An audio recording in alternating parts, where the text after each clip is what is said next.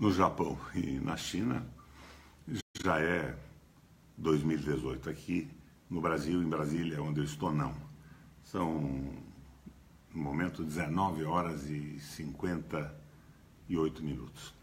Eu estou me dirigindo a vocês para fazer uma avaliação do ano e uma avaliação também do que nós podemos fazer o ano que vem para reverter essa crise absurda que assola o nosso país. Nós estamos encerrando o que se revelou o pior ano de nossa história. Não apenas pelo que aconteceu nos últimos 12 meses, em termos de destruição de marcos nacionais de interesse público, como a CLT, mas também em termos de aviltamento da soberania nacional, como, por exemplo, o perdão prévio às petroleiras estrangeiras de centenas de bilhões de dólares em impostos a serem gerados pela exploração do pré-sal, que já havia sido gratuitamente entregue aos estrangeiros, às petroleiras estrangeiras. Tivemos no passado governos que acertaram e governos que erraram.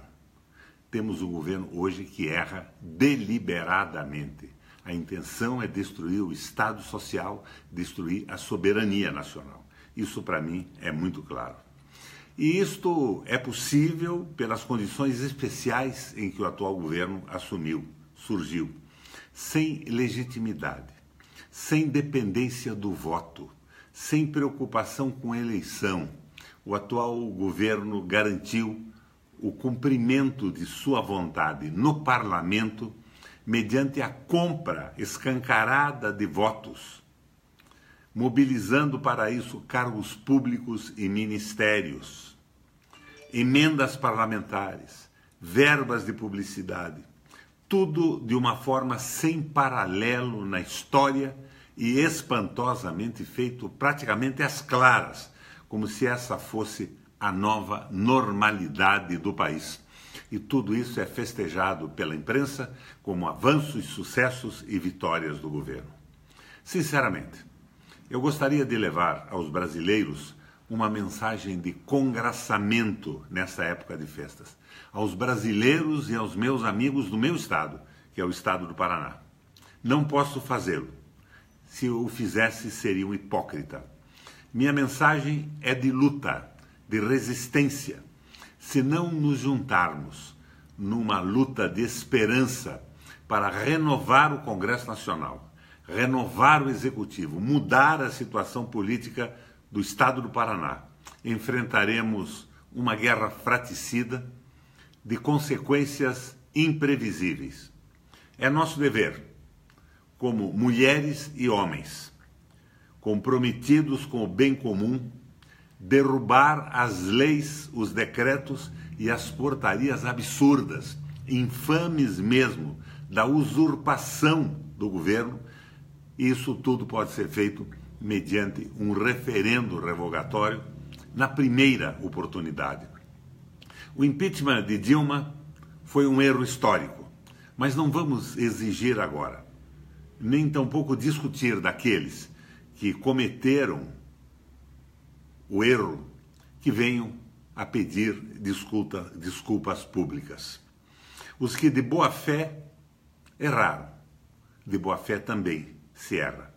Espero que compreendam agora a extensão dos equívocos feitos também depois do impeachment, gerando uma legislação absurda, espúria, antinacional e antipovo. Essa foi a consequência maior do impeachment da Dilma. Essa constatação aumentaria a corrente dos que poderão ver o Brasil com alguma esperança em 2018.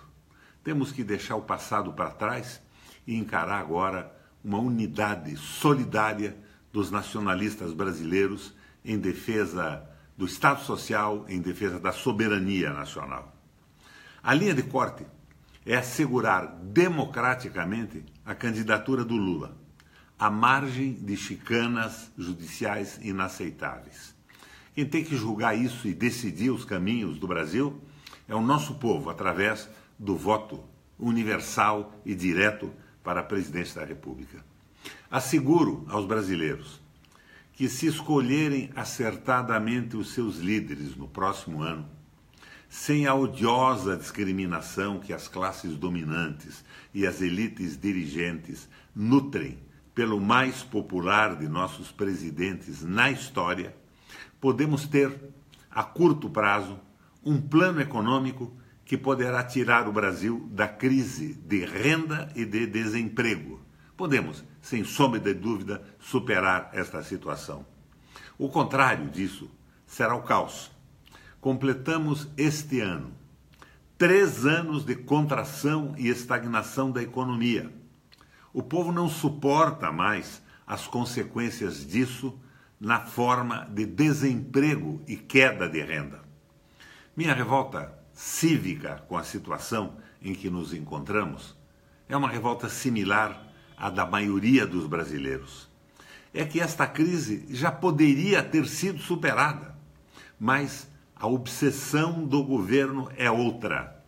Está determinado em implantar o neoliberalismo no Brasil até as últimas consequências, mediante redução de gastos públicos, redução de espaço do setor público na economia e na sociedade, e ampliação do espaço do setor privado, nacional e internacional, o grande capital, os rentistas do mundo.